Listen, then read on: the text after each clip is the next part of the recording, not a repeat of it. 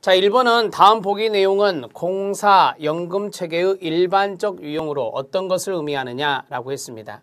자, 연금체계입니다. 연금체계. 공적연금, 사적연금을 공사연금체계라 했는데 자, 사회연대에 기초하고 있답니다. 느낌 오시죠?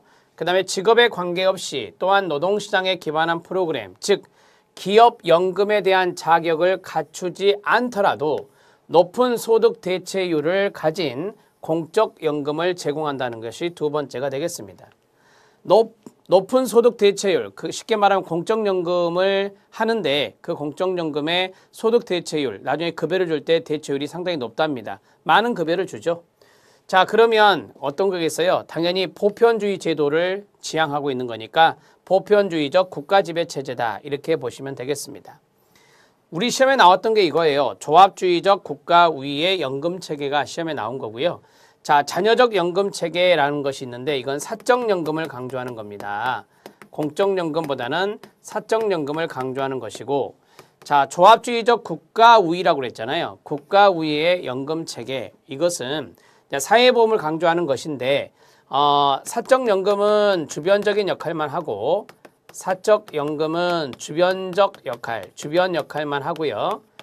자, 이제 공적연금이란 게 나와야 되겠죠. 공적연금은 자, 여러 가지의 분절된 연금체계, 여러 분절된 연금체계로 이루어져 있습니다. 분절된 연금체계로 구성되어 있다. 이것이 이제 조합주의적이라 하는데 조합주의에서 요 알아놓으시면 돼요. 분절된 형태가 바로 조합주의적 국가위의 연금체계다. 답은 4번입니다. 자, 기출문제 보시면 2번에 있는 조합주의적 국가위의 연금체계가 나와 있으니까 정리해 주십시오. 4번이 답입니다.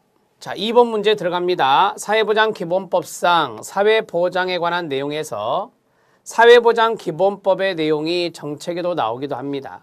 사회보장에 대한 용어인데 한번 보시죠. 옳은 건데 하나, 둘, 세 개 들어갈 겁니다. 여러분들이 다 알고 있는 거예요. 사회보장은 출산, 양육, 실업, 노령, 장애, 질병, 빈곤, 사망 이것들을 사회적 위험이라 합니다. 사회적 위험으로부터 모든 국민을 보호하고 국민 삶의 질을 향상시키는 데 필요한 소득 서비스를 보장하는 해보세요. 사회보험이 있고요. 그 다음에요. 공공부조가 있죠. 공공부조가 있고 그 다음 세 번째가 뭐죠? 사회 서비스다. 이렇게 말할 수 있습니다. 이 세 가지가 들어가야 됩니다. 그래서 사회보험, 공공부조, 사회 서비스 답은 1번이 답이 되겠습니다. 2번 문제는 쉽게 풀 수 있는 거예요. 법령 문제에도 나올 수 있겠죠. 자, 3번 문제 들어갑니다. 3번 문제는 사회보장의 개념과 범위에 대한 설명으로 옳은 것은입니다. 3번 문제 별표. 자, 국제노동기구라는 것이 있습니다. ILO가 있는데요. ILO는 사회보장의 핵심을 소득보장으로 정의하여 좁은 의미로 보고 있다라고 했는데 아니에요.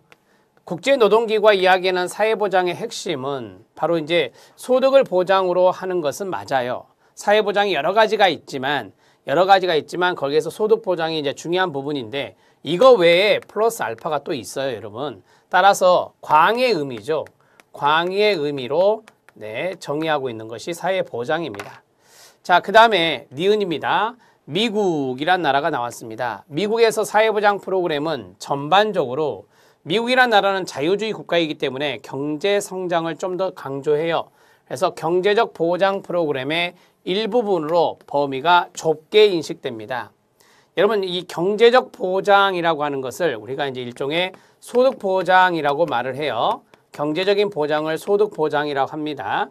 왜냐하면 이제 경제적인 부분의 성장을 가져오는 것이 주안점이기 때문에 미국이라는 나라는 그래서 경제적 보장 프로그램의 일부분입니다.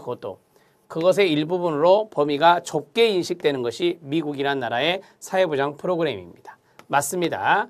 자, 쉽게 말씀드리면 미국은 협의의 사회보장이다. 사회보장 프로그램을 협의로 생각한다. 좁게 인식한다. 이렇게 보시면 되겠습니다. 사회보장은 각 나라의 이념, 재정 상황이 다름에도 불구하고 끊어요. 자, 최소한의 인간다운 생활을 보장하는 공공부조로 정의하고 있다. 당연히 틀린 거 아닙니까?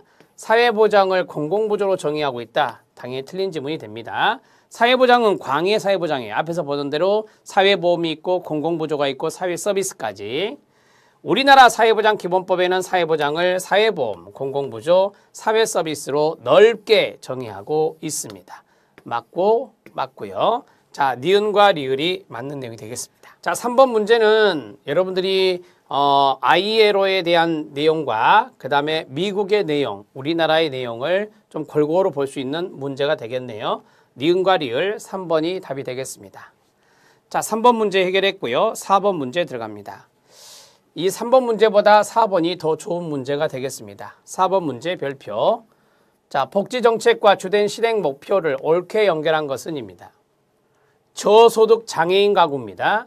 저소득 장애인 가구에 자녀 교육비를 지원했습니다. 그러면 자녀가 교육받을 수 있는 기회를 준 거잖아요. 그래서 교육 기회를 보장해 주는 건데요. 이것을 기회의 평등이라고 하죠. 기회의 평등이라고 하죠. 맞습니다. 자, 노후 생활 보장을 위한 국민연금제도의 실시인데요. 자, 국민연금은 아시는 대로 사회보험입니다. 사회보험이 최후의 사회안전망이 될 리가 없죠.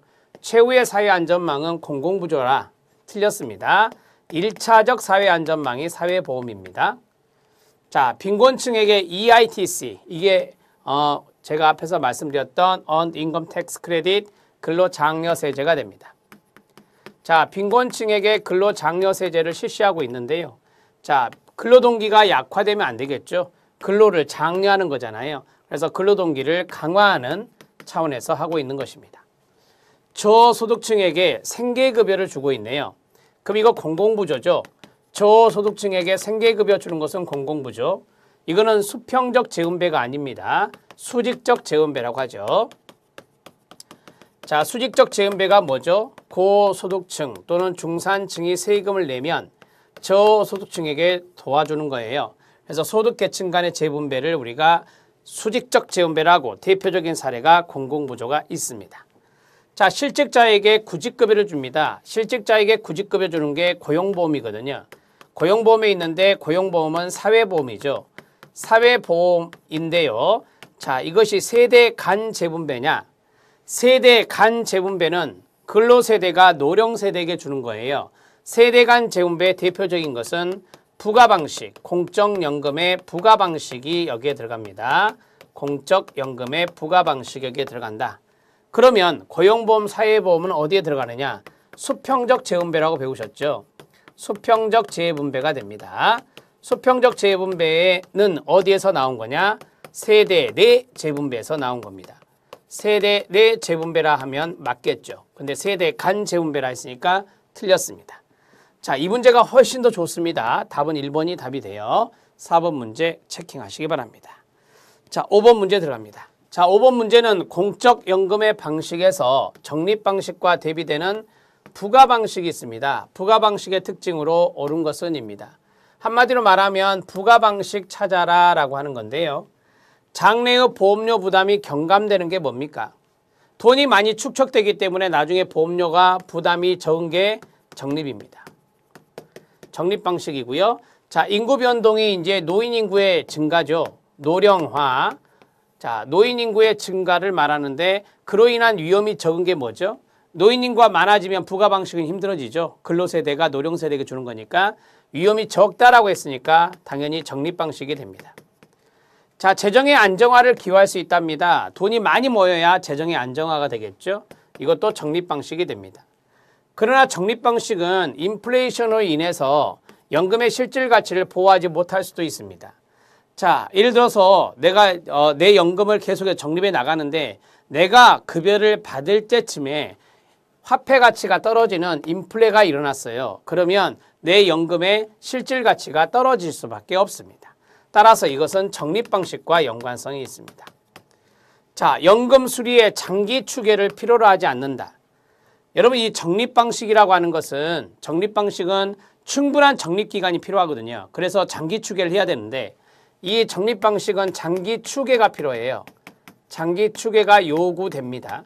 그러나 부가방식은 그렇지 않아요. 부가방식은 매 연도마다 필요한 연금액, 노인에게 드려야 될 연금액을 걷어서 바로바로 소진하거든요.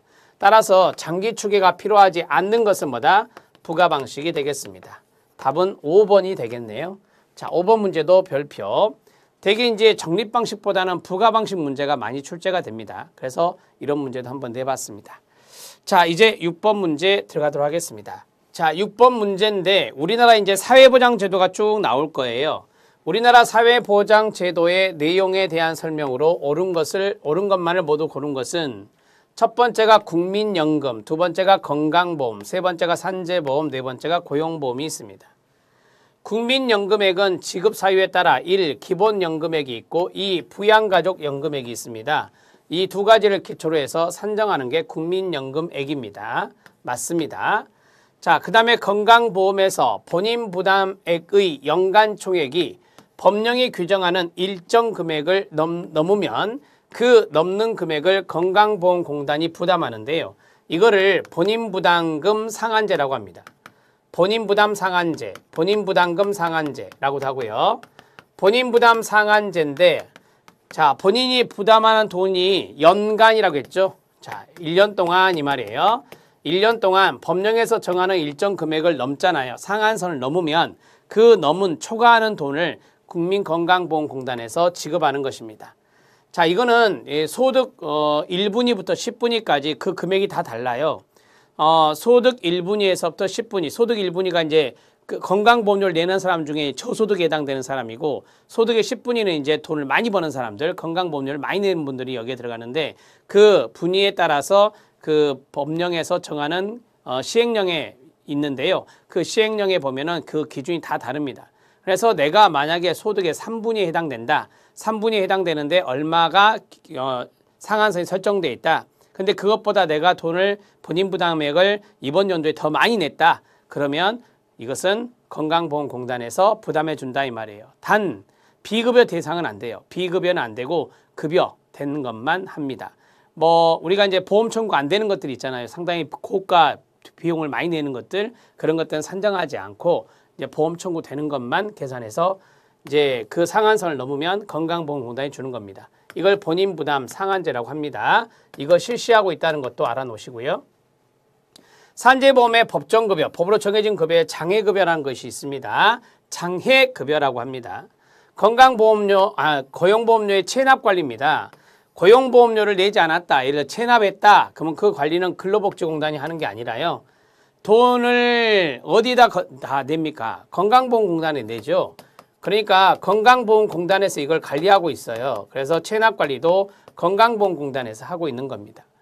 모든 사회보험료, 물론 공무원연금이나 사립교직원연금이나 군인연금은 아니지만 우리가 말하는 5대 보험 있잖아요. 그 5대 보험의 보험료는 건강보험공단에서 수납하고 있고 체납관리도 하고 있습니다. 리을지문 탈락, 기억, 니은, 디귿은 맞죠? 자, 6번의 답은 1번입니다. 자, 6번 문제 체크하셔야 됩니다. 6번 문제도 여러분들이 좀 알아야 될 지문들이 있습니다.